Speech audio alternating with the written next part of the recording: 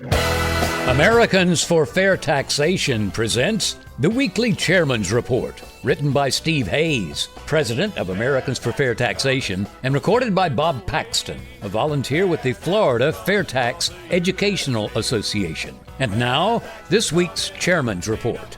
Hello, I'm Bob Paxton with the AFFT Chairman's Report for Friday, May 29th, 2020. Could the reaction to the handling of COVID-19 mark the beginning of the end of the ruling class's control in America? In a very thoughtful article entitled, "Don't Expect Losers of the Shutdown to Sit Idly By Forever," posted on the Real Clear Politics site, Jay Cost made some points about the possible consequences of the COVID-19 shutdown that apply equally to the income payroll tax system. Some of his points about people's willingness to obey the law are: first, people must believe that a law is proper and just, and therefore it's their civic duty to follow it.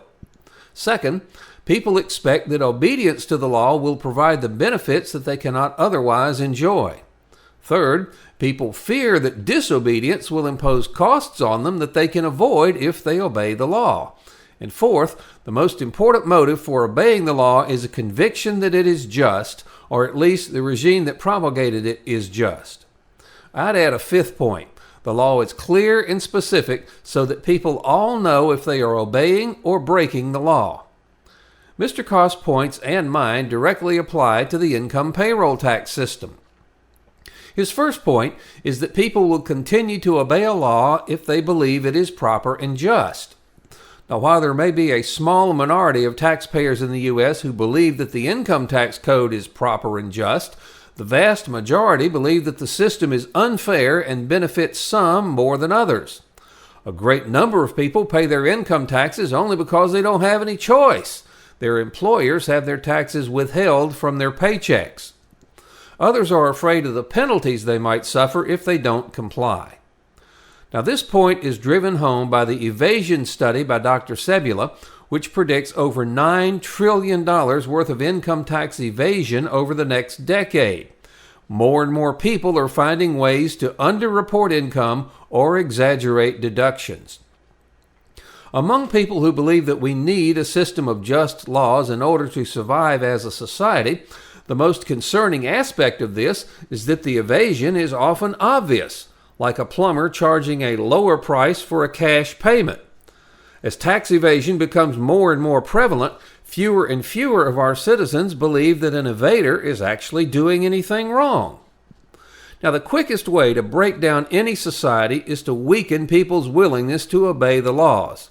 If people decide that it's okay to violate one law that they don't like, well, where does it stop? Does simply disliking or disagreeing with a law become sufficient justification for ignoring it? Mr. Cost's second point about obeying a law that provides them benefits they cannot otherwise enjoy is only true for the small minority of people who are making income from exploiting the law or getting tax savings for which they paid generously. The ruling class and their minions in D.C. are constantly trying to convince us that we do indeed profit from the income payroll tax system. However, we know that we're only getting the scraps that are left over after they have fattened themselves first by selling favors and protecting their friends. The third point is that people obey a law out of fear of punishment. Now, the skyrocketing evasion rate would indicate that this is becoming less and less of a deterrent to those who would cheat the system. Audit rates are very low, and with more and more people becoming self-employed, there are more and more ways to evade federal taxes. There's also peer pressure. Your friends brag to you about how they're getting away with exaggerating deductions or hiding income, and insist that you must be really dumb if you're not doing the same thing. The fourth point is a major one.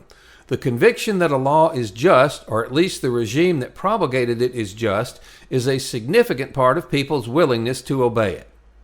Given the low opinion of Congress and the growing awareness that the media is controlled by the ruling class, no one believes that the regime is just. Fewer and fewer people believe that the income payroll tax is just.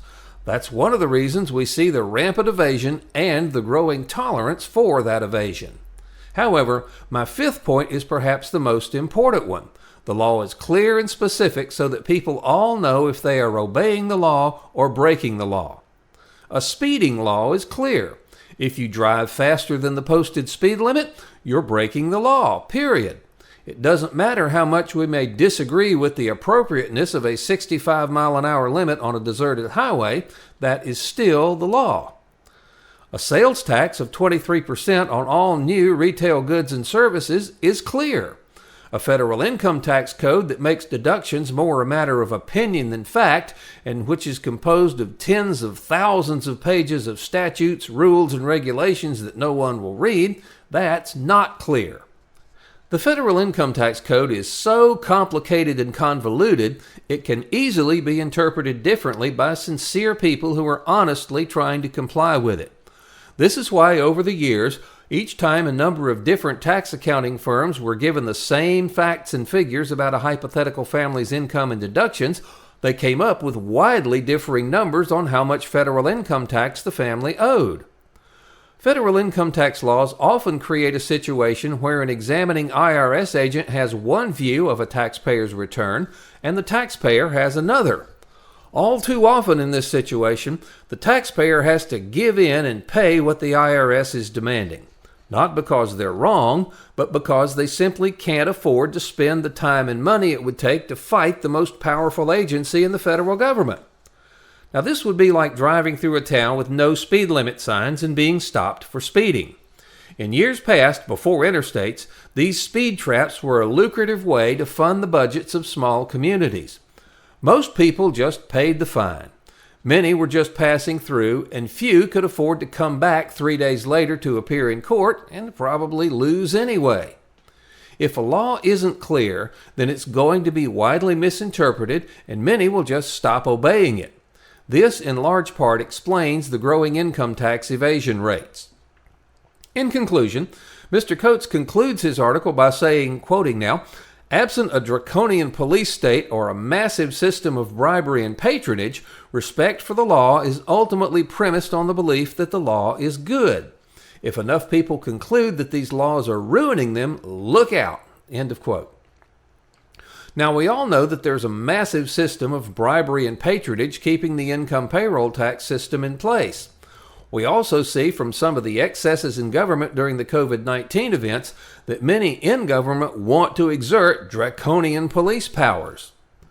During this COVID-19 period, a great number of people have been upset by the arrogant and callous attitudes displayed by many government officials who seem to delight in the plight of the working men and women who can't go to work or open their businesses. We get the clear feeling that the government workers' attitude is, well, they've still got jobs and they're continuing to get paid, so they don't care what kind of pain and hardship they inflict on others. Some clearly enjoy wielding their newfound power. Now, there are obvious questions here. How many of these same government people were furloughed? How many of them were unable to make house and car payments?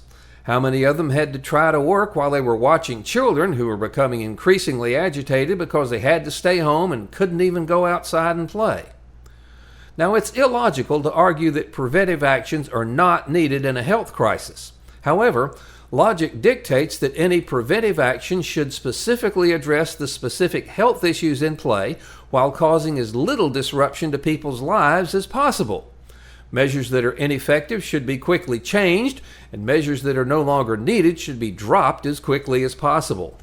That is what we expect from government: smart leadership.